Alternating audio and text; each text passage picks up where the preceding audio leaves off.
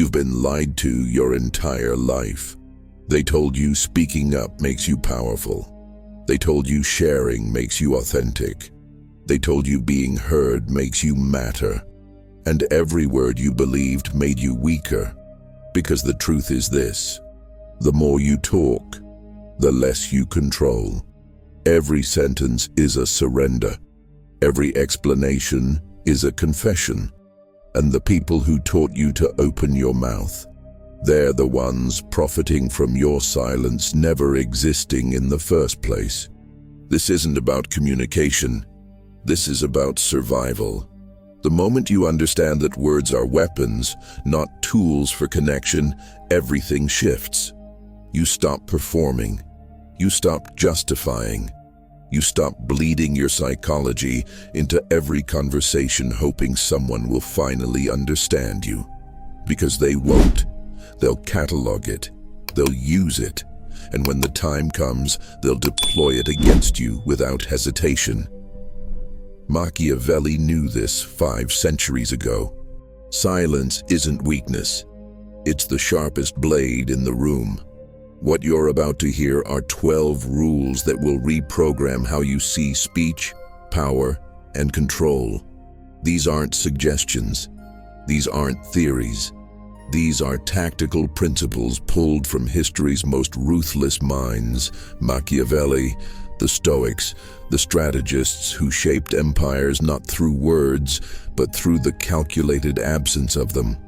If you've ever felt used after being honest, ignored after being helpful, or manipulated after being vulnerable, you already know the price of talking too much. Now you're going to learn how to stop paying it.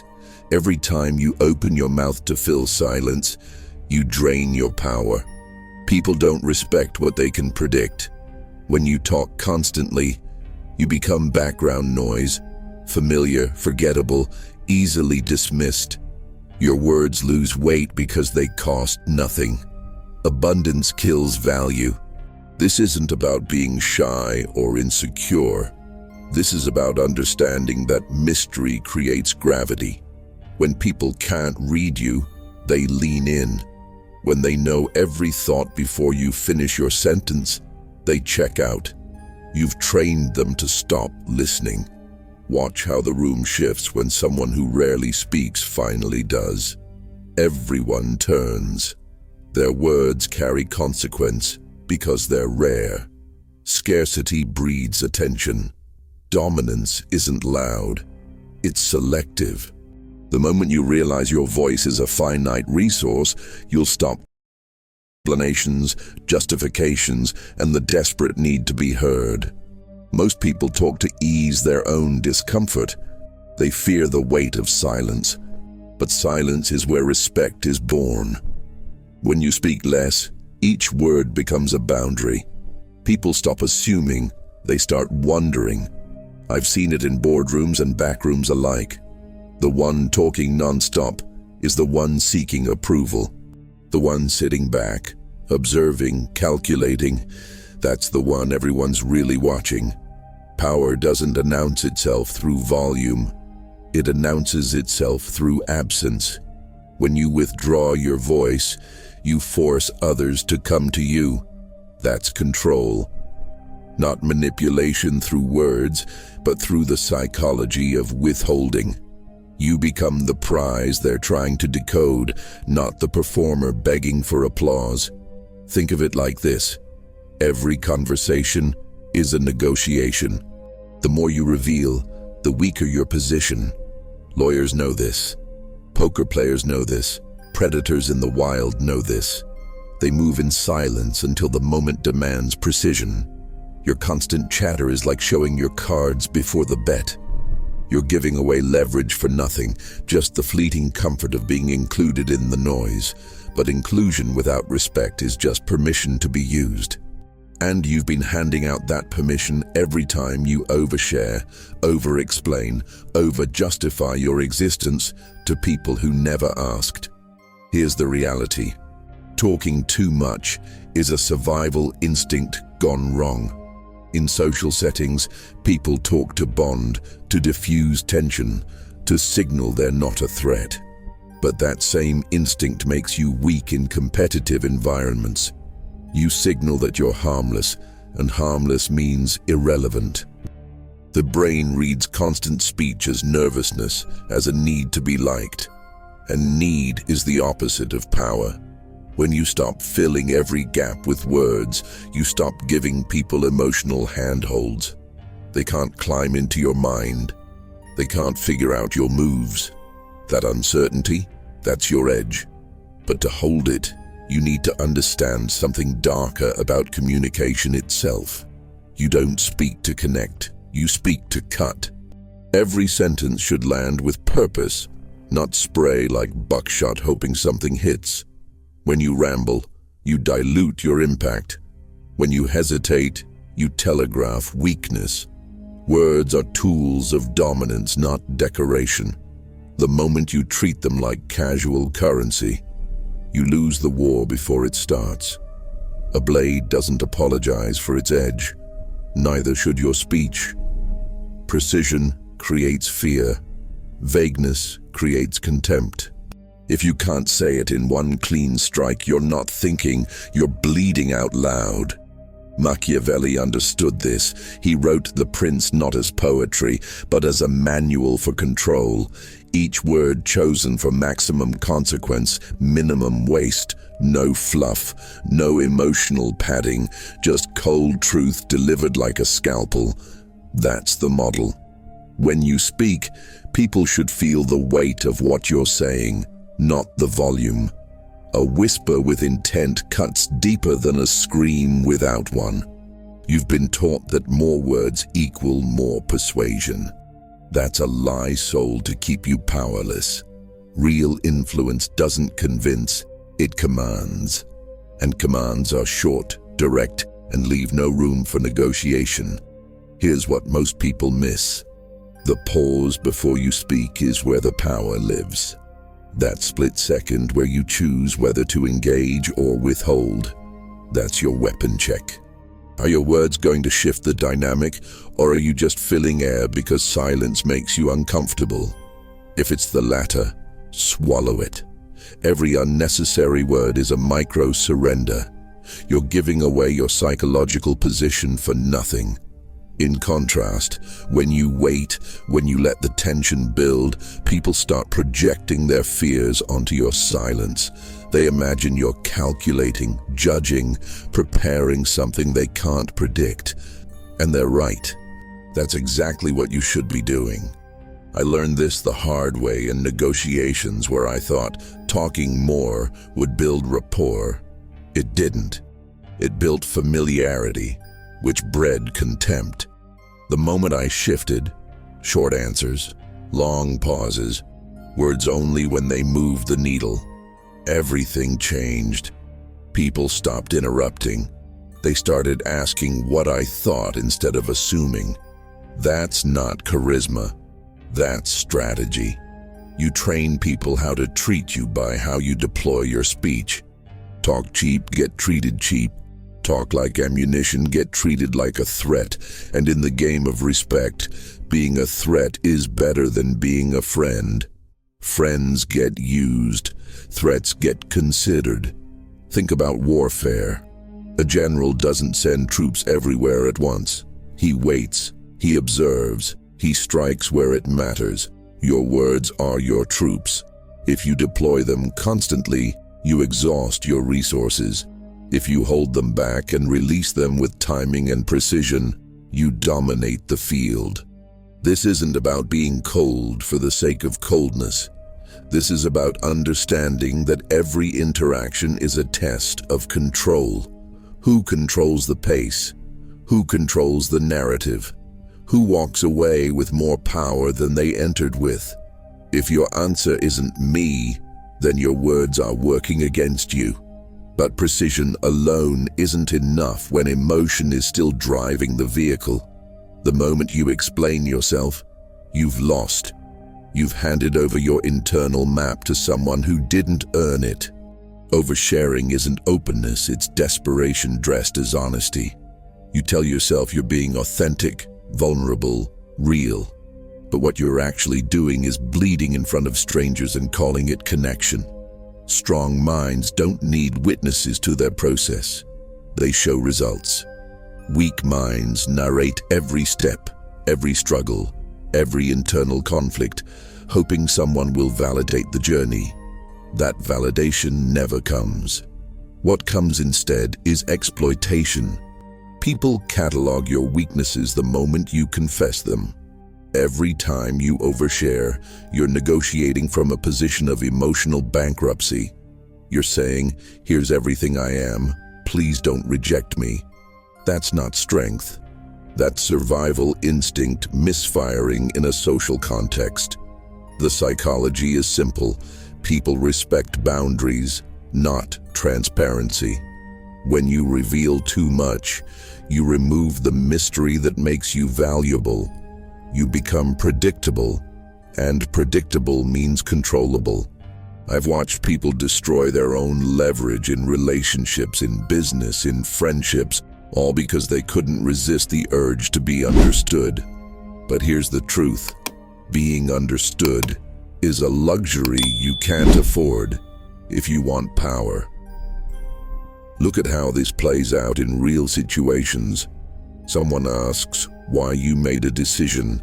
The weak response is a detailed explanation of your thought process, your doubts, your reasoning. You think you're being thorough. You're actually painting a target on every vulnerability. The strong response? I decided. No elaboration, no justification, just a closed door. That's not arrogance, it's self-preservation. When you refuse to explain, you force people to accept your judgment at face value or challenge you directly. Most won't. They'll move on. And in that moment, you've established a boundary without conflict. You've trained them that your decisions don't require their approval.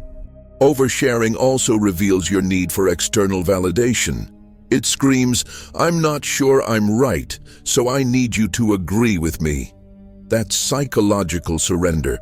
Every story you tell about your past, every detail you share about your struggles, every confession you make in the name of bonding. It's all information warfare, and you're arming your enemy. Because make no mistake, even friends will use your words against you when it benefits them. Not out of malice, but out of human nature. People remember what you reveal. They file it away. And when the stakes shift, when competition emerges, when survival instincts kick in, they'll pull that information out and use it to neutralize you. The root of oversharing is the belief that if people know your story, they'll respect your outcome. They won't. Respect comes from results, not narratives. No one cares how hard you worked if the output is weak. No one cares about your emotional journey if your presence doesn't command the room. Stop confessing. Stop narrating. Stop trying to make people understand the cost of your choices. Let them see the consequence instead. When you withhold your process and only display your power, you become unreadable. And the unreadable control the game. But control requires more than silence. It requires something most people never master when pressure hits. Every time you react, you expose a wire someone can pull. Your anger, your defensiveness, your need to correct, it's all a map to your weaknesses. People don't argue to find truth. They argue to find leverage. The moment you lose composure, you've told them exactly where to strike next time. Emotional reactions are data, and you've been handing out that data for free. The one who stays calm doesn't win because they're right. They win because they're impenetrable. When you can't be moved, you can't be manipulated. When you can't be baited, you can't be controlled. Watch how predators operate. They test, they poke, they say something inflammatory and wait to see where you flinch. That flinch is everything. It tells them what you care about, what threatens you, what you'll fight to defend. Once they have that information, the game is over. They know your boundary, and boundaries are just walls waiting to be pushed. I've seen people lose entire negotiations because they couldn't control their face when an offer insulted them. That reaction, just a flash of emotion, revealed their desperation. The other side adjusted, lowered the offer, waited, and won. Not through skill, but through simple observation of emotional weakness. This is basic psychology dressed in social warfare. The amygdala hijacks rational thought when you feel threatened. Your body floods with cortisol. Your prefrontal cortex, the part that thinks strategically, goes offline. In that moment, you're not a tactician. You're a reactive animal. And animals are easy to control. They're predictable. Poke them here, they bite. Poke them there, they flee. You've been operating like this your entire life, thinking your emotions are authentic expressions of self. They're not. They're vulnerabilities broadcasting in real time.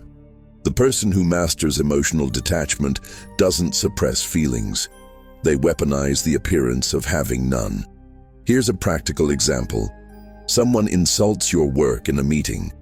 The weak move is to defend it immediately, to explain why they're wrong, to let frustration leak into your voice. You've just shown them they can rattle you by questioning your competence. The strong move? Silence. A slight smile. Interesting perspective. Then nothing. You've given them zero feedback.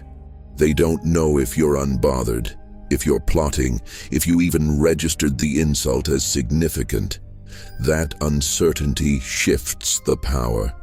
They're now wondering if they miscalculated, if they overplayed their hand, if you're 3 steps ahead. You haven't said anything, but you've said everything. Emotional control is the difference between being a player and being played. When you react, you're dancing to someone else's rhythm. When you observe your own emotions without acting on them, you stay in control of the tempo. This isn't about becoming a robot. It's about understanding that your emotions are information for you, not ammunition for others. Feel everything. Show nothing. Let people guess. Let them wonder. Let them project their fears onto your calm. Because the moment they can't get a rise out of you, they lose their grip. And once you understand this, you realize that most conversations aren't about communication at all. They're about who controls the information flow. Which brings us to the real currency in any interaction. The one who knows more, controls more. Information is the only real power in a room full of equals. Everything else, money, status, charisma, can be faked or bought. But knowledge is leverage that compounds. When you hold a secret, you hold a piece of someone's reality they can't manipulate. The moment you share it, you've devalued your position. Secrets aren't meant to be told. They're meant to be held, studied, and deployed only when the exchange rate is in your favor. Most people can't resist the urge to share what they know. It makes them feel important, included, trusted. That feeling costs them everything. Mystery isn't silence. It's strategic withholding. It's knowing exactly what you could say and choosing not to. That choice creates a gap in the other person's understanding, a gap they'll try to fill with assumptions, projections, and paranoia. You become a question mark they can't answer. And human psychology hates unanswered questions. People will lean in, ask probing questions, offer their own secrets in exchange for yours. But you don't trade, you observe. Every attempt they make to extract information from you is actually them revealing their priorities, their fears, their strategies. They think they're interrogating you. They're confessing to you. I've watched this play out in corporate environments where the person who knew about the merger, the layoffs, the restructuring, and said nothing, became the most powerful person in the building, not because they acted on it immediately, but because everyone else was operating blind while they moved with full vision. That asymmetry of information is dominance in its purest form. They didn't need to announce what they knew. Their decisions, their positioning, their timing, it all spoke for them. By the time others figured out what was happening, the game had already shifted. That's what secrets buy you: time, position, and the element of surprise. But here's where most people fail. They think keeping secrets means hoarding gossip or personal dirt. That's amateur hour. Real secrets are strategic: market movements before they're public, internal conflicts before they escalate, psychological weaknesses before they're exploited by someone else. When you collect information that others don't have or don't realize is valuable, you're building an arsenal. The question isn't whether to use it. The question is when, and the answer is almost never now. Patience turns information into power. Urgency turns it into noise. The moment you rush to reveal what you know, you've announced that the information is more valuable than your judgment. Think of secrets as assets in a portfolio. You don't liquidate everything the moment you acquire it. You hold. You wait for the market to shift. You wait for the moment when that information creates maximum impact with minimum effort. This is Machiavellian strategy at its core. Appear to know less than you do, act slower than you could, and strike only when the outcome is already guaranteed. People will underestimate you. They'll assume your silence means ignorance. Let them. Their assumptions are your camouflage. And while they're busy talking, explaining, and exposing themselves, you're cataloging everything. But information alone isn't enough if you reveal your hand before the right moment. Power moves in silence first, speech later. The moment you announce your plan, you've invited interference, skepticism, and sabotage. People don't root for your success. They calculate how it affects them. When you talk before you act, you give them time to position against you, to undermine your momentum, or worse, to steal your idea and execute it faster. Every premature revelation is a tactical error. You've shown your cards before the bet. You've telegraphed your punch before it lands. And in the time between your words and your action, you've created space for doubt, yours and theirs. The psychology behind this is simple. Humans judge unfinished work harsher than completed work. When you share a vision before it's real, people focus on what could go wrong. When you present results, they focus on what went right. That shift in perception is everything. I've seen entrepreneurs destroy funding opportunities by pitching too early, before the prototype worked. I've seen employees lose promotions by talking about initiatives before delivering them. The pattern is always the same. Talking creates accountability without authority. You're now responsible for something you haven't proven you can do. That's not confidence. That's a trap you built yourself. Sun Tzu wrote, "All warfare is based on deception." If you're going to move, move quietly. If you're going to build, build in the dark. The reveal should come when the work is undeniable, when reversal is impossible, when the only response left is acknowledgement. This isn't about being secretive for the sake of drama. This is about survival. Every plan you announce becomes a target. Every goal you share invites judgment. Every ambition you broadcast attracts competition. The ones who win aren't the ones who talk the loudest about what they were going to do. They're the ones who stayed silent, executed, and showed up with the outcome already in hand. Here's a scenario. You're planning to leave your job for a better opportunity.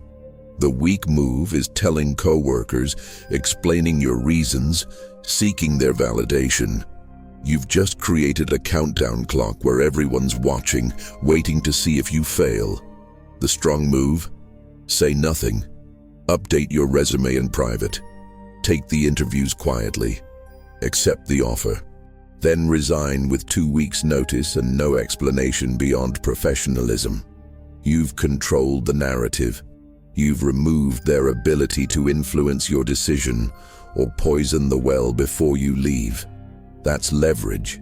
You acted from a position of completion, not permission, and they had no choice but to accept it. Talking too soon also reveals your need for external validation before internal certainty. You're testing the waters, hoping people will encourage you, affirm your choice, tell you it's a good idea, but their opinions are irrelevant. Worse, they're contaminating. The moment you let someone else's doubt into your plan, it becomes harder to execute. Not because the plan changed, but because your conviction did. You opened the door to second guessing. That's why silence protects not just your strategy, but your psychology. When you keep your plans internal, you're forced to rely on your own judgment. That reliance builds the ruthlessness required to follow through. But even perfect silence can't save you if you're chasing the wrong thing entirely. People don't seek truth, they seek advantage. When you try to make someone understand you, you're operating under a fatal assumption that understanding leads to respect. It doesn't. It leads to exploitation. The more they understand your motives, your fears, your reasoning, the easier it is to predict you. And prediction is the foundation of control. You think you're building connection, you're actually handing over your operating manual. Stop trying to be understood. Start becoming unreadable. The moment people can't figure out what drives you, they can't manipulate what you'll do next. This need to be understood is rooted in childhood psychology. The desperate hope that if people just knew your side, they'd treat you fairly. But fairness is a myth sold to keep you compliant. The world doesn't operate on fairness. It operates on power dynamics. When you explain yourself, you're appealing to a system that doesn't exist. You're begging for empathy in a transactional environment. I've watched people ruin negotiations, relationships, and careers because they couldn't resist the urge to make their perspective heard. They thought clarity would bring resolution. It brought weakness, because every explanation is a confession of what matters to you, and what matters to you is what can be used against you. Machiavelli advised princes to be like foxes, cunning, unpredictable, impossible to pin down. The fox doesn't explain its strategy to the hounds. It moves, adapts, and survives by staying several steps ahead in silence. When you become obsessed with being understood, you're trying to be a dog, loyal, transparent, eager for approval. Dogs get domesticated, foxes stay free. Your need to explain is a leash you've placed on yourself. You've decided that other people's comprehension of your choices is more important than the effectiveness of those choices. That's surrender, disguised as communication. Here's the practical reality. Every time you justify a decision, you invite debate. Every time you defend your position, you signal it's open to challenge. Dominance doesn't debate, it decides. When someone questions your move and you refuse to explain, you've drawn a boundary. You've said, without words, that your judgment isn't up for committee review. Most people will back down, not because they agree, but because your refusal to engage removes their leverage. They can't argue with silence. They can't negotiate with a closed door. That's not arrogance, it's strategic self-preservation. You've protected your decision-making authority by refusing to submit it to external validation. The deeper truth is this: the more unreadable you become, the more people project onto you what they fear or admire. They fill the gaps in their understanding with their own psychology.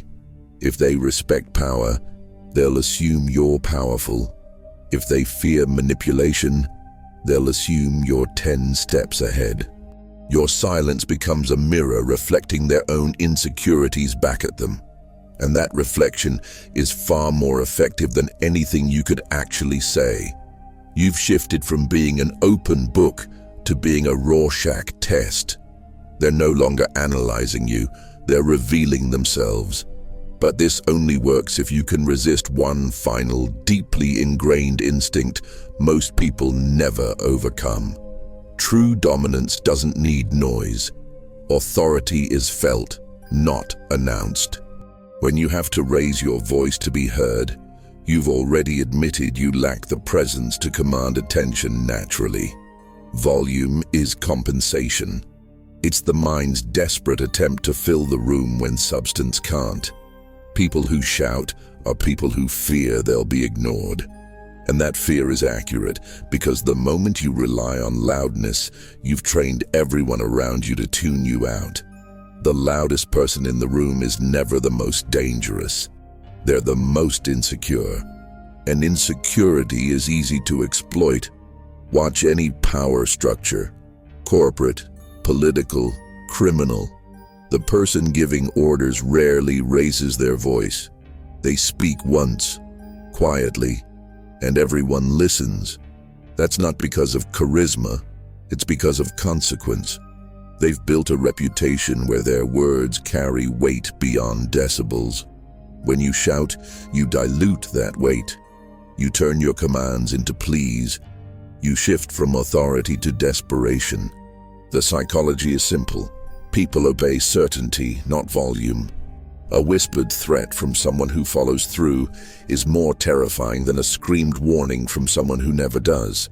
Your volume is inversely proportional to your respect. The louder you are, the less people believe you. I've been in rooms where the CEO spoke 3 sentences in an hour-long meeting.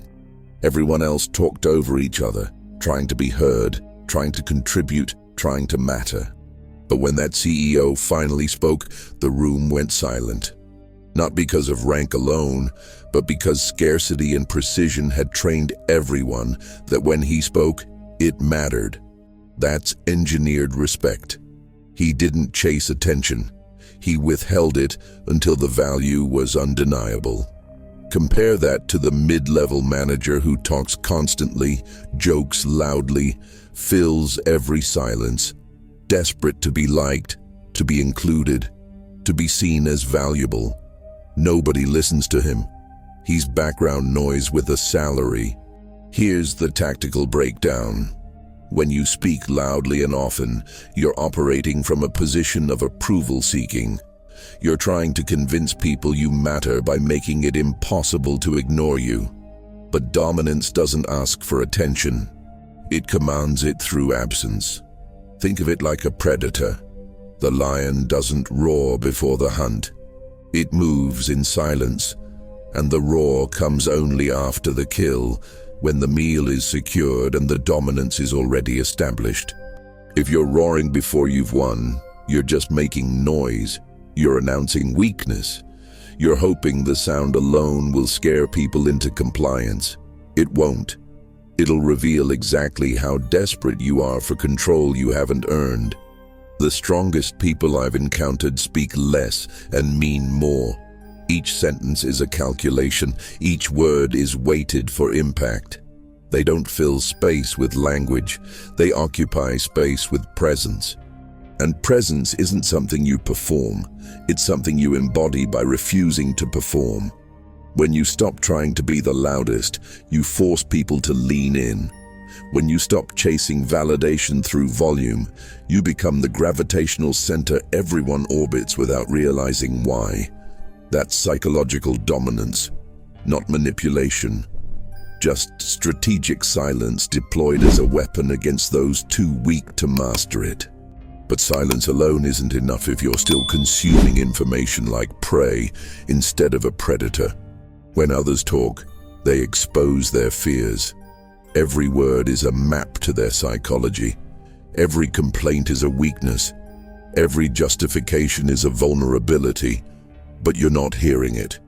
You're too busy waiting for your turn to speak, too focused on how you'll respond, too caught up in your own narrative to extract the intelligence being handed to you. Most people listen like victims, looking for validation, hoping to be understood, scanning for threats to their ego. You need to listen like a predator, cold, patient, cataloging every piece of useful information for future deployment.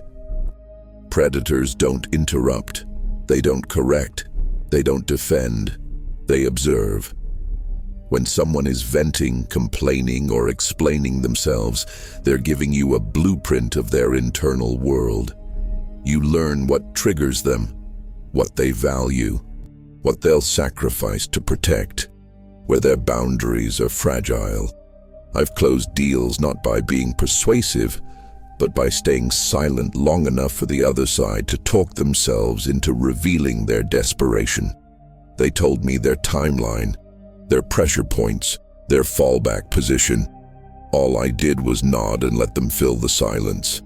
By the time I made my offer, I already knew exactly how much leverage I had.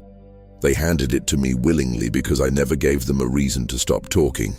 The neuroscience backs this. When people talk, their prefrontal cortex is engaged in constructing narrative. They're less focused on guarding information and more focused on being heard.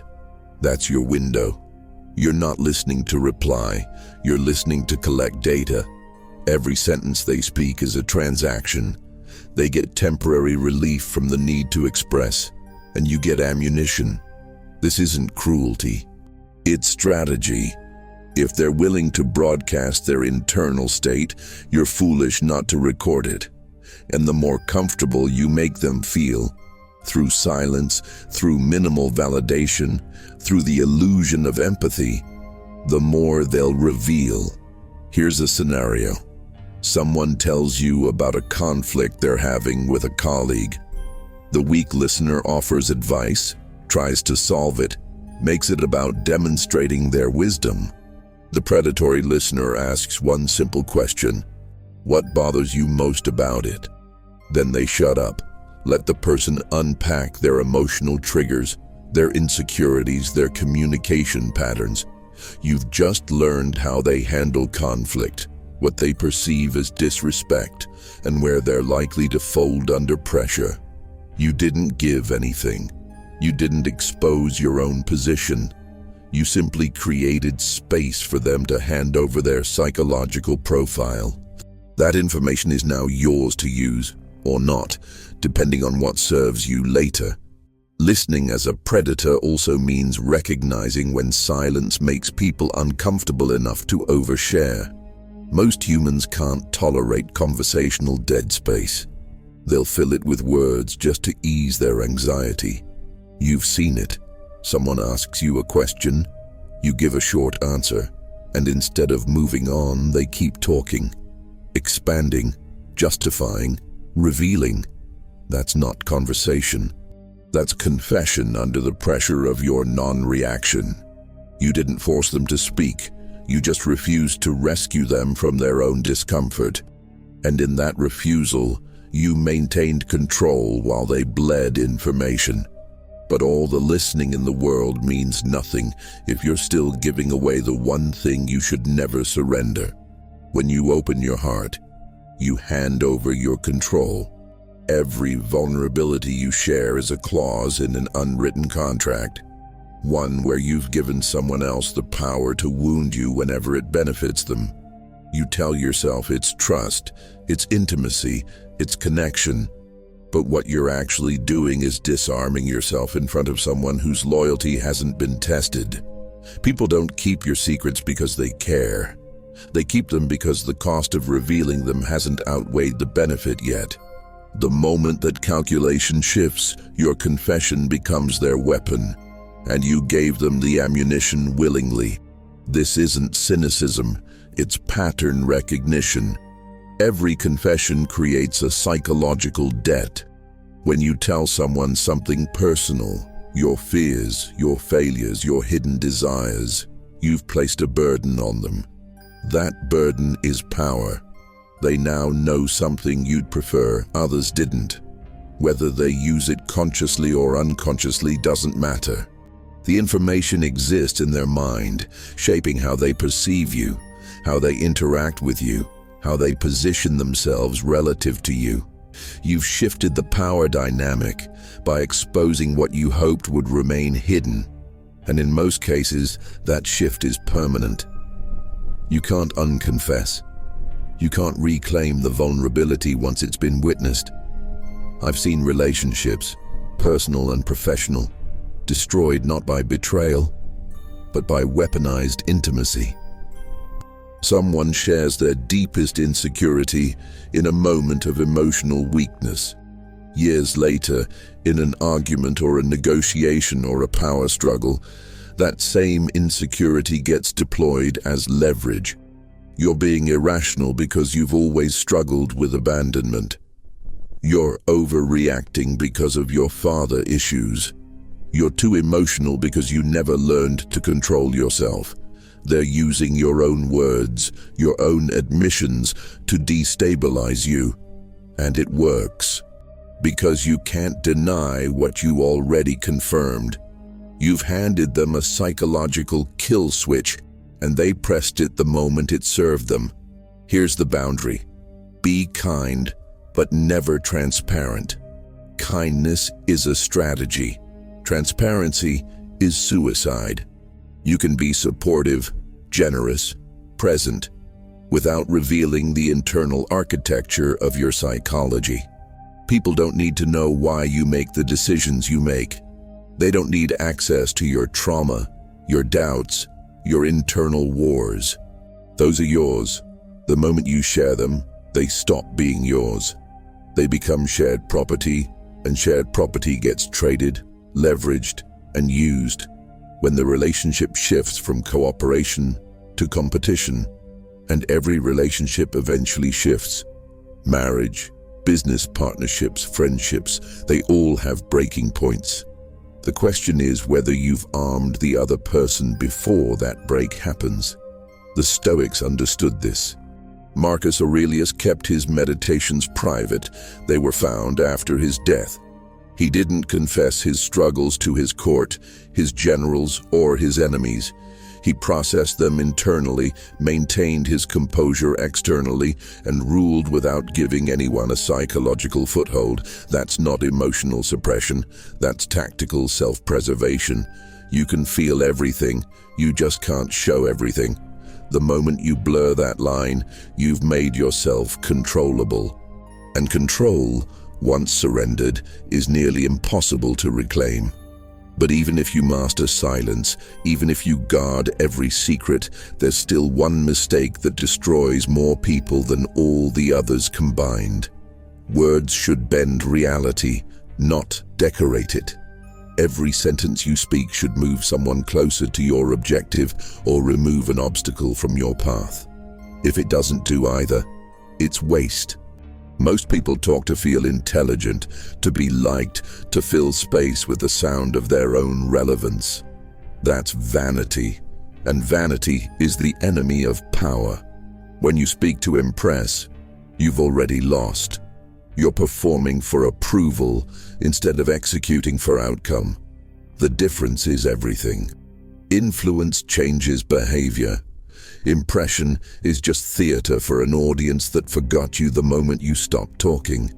Eloquence without dominance is just noise with better vocabulary. You can sound smart and still be irrelevant. I've watched people destroy their credibility by over-explaining, by using 10 words where 2 would do, by crafting sentences that sound profound but mean nothing. They think complexity equals intelligence. It doesn't. Clarity equals power. When you speak in a way that forces people to decode you, you've made yourself a puzzle they'll eventually stop trying to solve. Real influence is direct. It cuts through ambiguity and lands with precision. You don't need flowery language. You need language that creates consequence. Here's the tactical difference. Impressive speech seeks reaction, applause, agreement, validation. Influential speech seeks action, decisions, movement, behavioral change. When you speak to impress, you're hoping people think highly of you. When you speak to influence, you're making people do what you need them to do without realizing they were guided. Think of a cult leader versus a motivational speaker. The motivational speaker gets applause. The cult leader gets obedience. One is entertainment, the other is control. You don't want to be the person people clap for. You want to be the person people follow, consciously or not. Consider this scenario. You're in a meeting and someone proposes a bad idea. The person seeking approval launches into a detailed rebuttal, citing research, explaining why it won't work, demonstrating their expertise. Everyone nods politely, then ignores them and moves forward anyway. The person with influence says 4 words, "That won't survive execution," then stops. No elaboration, no defense, just a statement of consequence. The room pauses. Someone asks why. Now you control the conversation, not because you talked the most, but because you made them come to you. You didn't perform intelligence. You demonstrated judgment. And judgment, when proven reliable, is the only credential that matters. The root of impressive speech is insecurity masked as confidence. You're compensating for the fear that you don't matter unless you sound remarkable. But remarkable isn't memorable.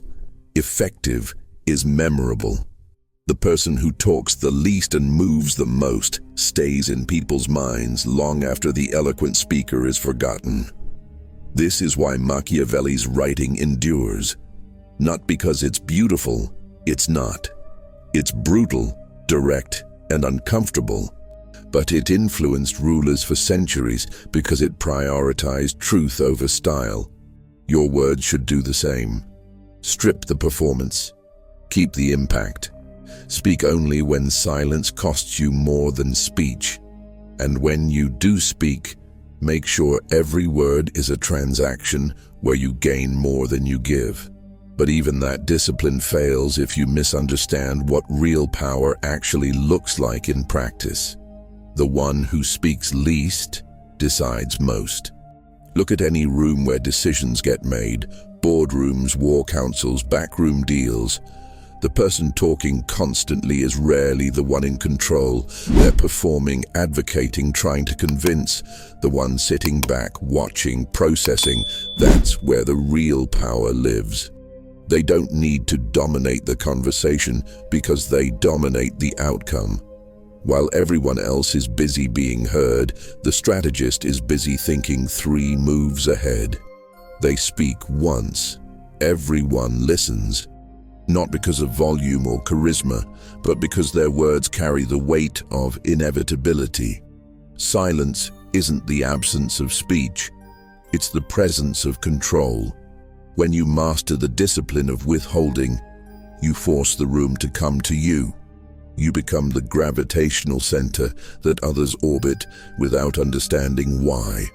They'll ask your opinion. They'll seek your approval. They'll try to decode your position. And in all of that seeking, they reveal their own. You've turned the dynamic on its head. They're now working to understand you, while you've already mapped their entire psychology. That asymmetry is power in its purest form, not loud, not obvious, just absolute.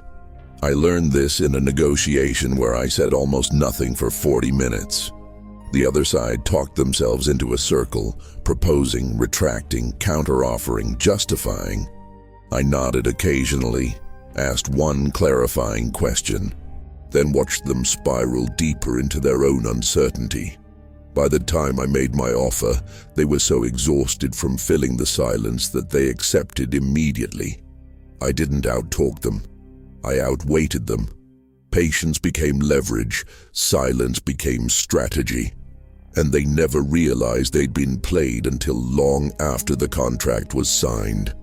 That's what quiet power looks like. You win before anyone knows the game started. The psychology here is dominance through restraint. Most people equate power with action, with visibility, with being the loudest voice in the room. But that's just noise wearing a crown. Real power is invisible until it's deployed. It's the general who waits while his enemies exhaust themselves. It's the chess player who sacrifices pieces to control the board. It's the strategist who lets everyone else talk while they gather information, assess weaknesses, and choose the exact moment to strike. When you speak less, you see more. When you react less, you control more. And when you finally move, it's with such precision that resistance collapses before it can organize. Silence is not passive. It's the most aggressive move you can make in a world addicted to noise. Every moment you withhold your voice, you're denying others the information they need to predict you. Every pause you create forces them to project, assume, and ultimately reveal themselves. You've become a void they try to fill with their own fears and desires. And in that void, you learn everything while giving nothing. That's Machiavellian mastery, not cruelty, not manipulation for its own sake. Just cold, strategic understanding that power doesn't announce itself. It waits, it observes, it calculates, and when it finally speaks, reality bends. You've been given the map. 12 rules that separate those who speak from those who dominate. The question now isn't whether you understand them, it's whether you'll have the discipline to execute them.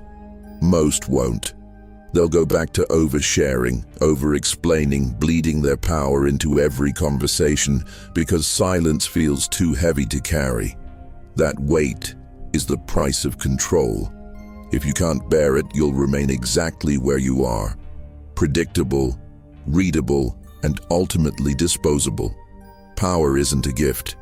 It's a decision reinforced daily through ruthless self-discipline. Every time you swallow a justification, every time you refuse to fill silence, every time you withhold when your instinct screams to reveal, you're building the psychological armor that makes you untouchable. The world respects what it cannot decode. The moment you become unreadable, you become irreplaceable. Not because you're louder, because you're colder, because you've mastered the one thing most people never will, the weaponization of restraint. But words are only half the equation. If you want to understand how Machiavelli didn't just control what he said, but how he controlled his entire mind to never break under pressure, under manipulation, under the weight of power itself, then you need to watch the previous video. How Machiavelli trained his mind to never lose control. 8 core principles. That's where the real architecture of dominance lives. Speech is external. Mind control is internal. And if your mind isn't fortified, every rule you just learned will collapse the moment someone applies the right pressure. Watch it. Now, drop this phrase in the comments. Silence is my weapon. Not as a question, as a statement. Prove you understand what you just absorbed. The quiet ones inherit the earth. Everyone else just makes noise on the way down.